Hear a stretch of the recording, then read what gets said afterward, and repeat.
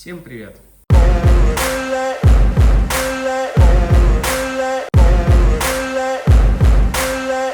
Такое общее видео на тему инжекторы систем впрыска дизельных двигателей Common Rail.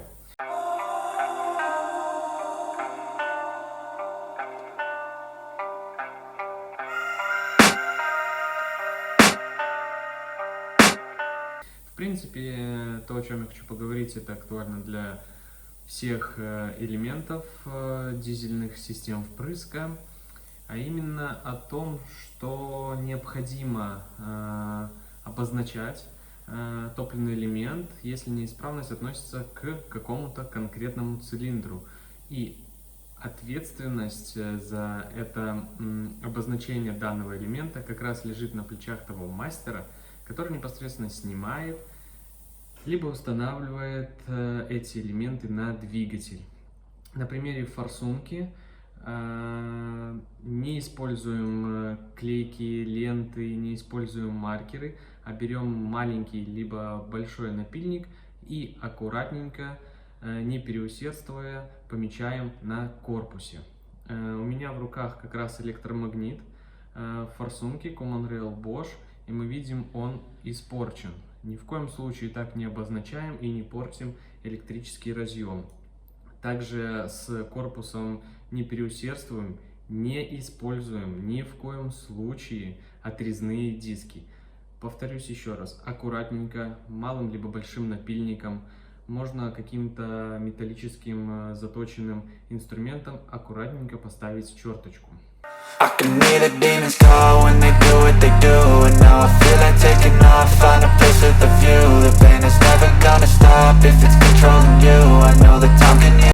Потому как все эти клейкие ленты и маркера, все это смоется в процессе подготовки к проверке топливных элементов, будь то инжектор, насос-форсунка, либо топливная секция, либо топливный насос высокого давления.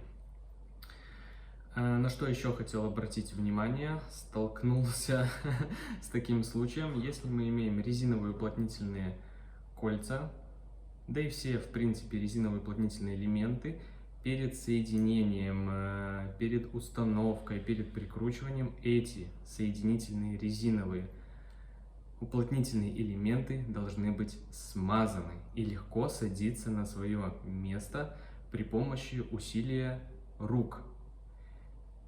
Расскажу об одном примере, который поверг меня в такой ступор. Мой коллега устанавливал насос-форсунку в адаптер с последующей установкой в камбокс и уже проверкой на стенде.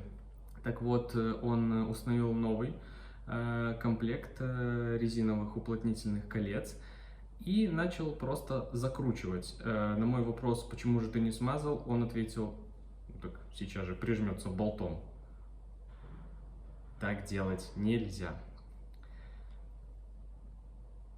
Вот такой вот коротенький рассказ о том, как нужно обозначать инжекторы, да и все топливные элементы, если неисправность относится к какому-то определенному цилиндру, аккуратненько царапаем на корпусе. Ну а что касаемо всех резиновых уплотнительных, соединительных колец, обязательно смазываем.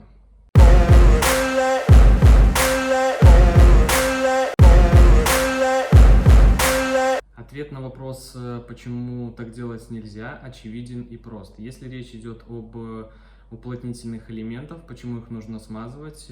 Потому как оторвавшиеся частицы могут нанести вред дорогому измерительному оборудованию, но если речь идет об автомобиле, то можно вывести двигатель из строя.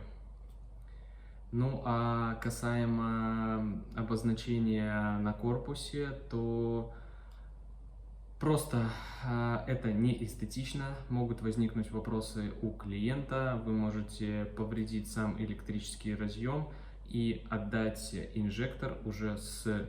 Да, не то чтобы инжектор, да, любой элемент топливной системы вы можете отдать уже с заложенным дефектом, с заложенной неисправностью, которая проявится не сразу, а через определенное какое-то время. Поэтому делайте все с умом, руководствуемся головой. it all, I just gotta get through. I just gotta get through. I just gotta get through. Cause I feel like taking off. Find a place with a view. The pain is never gonna stop. Подписывайтесь, ставьте лайки, активно пишите в комментариях. Пока-пока.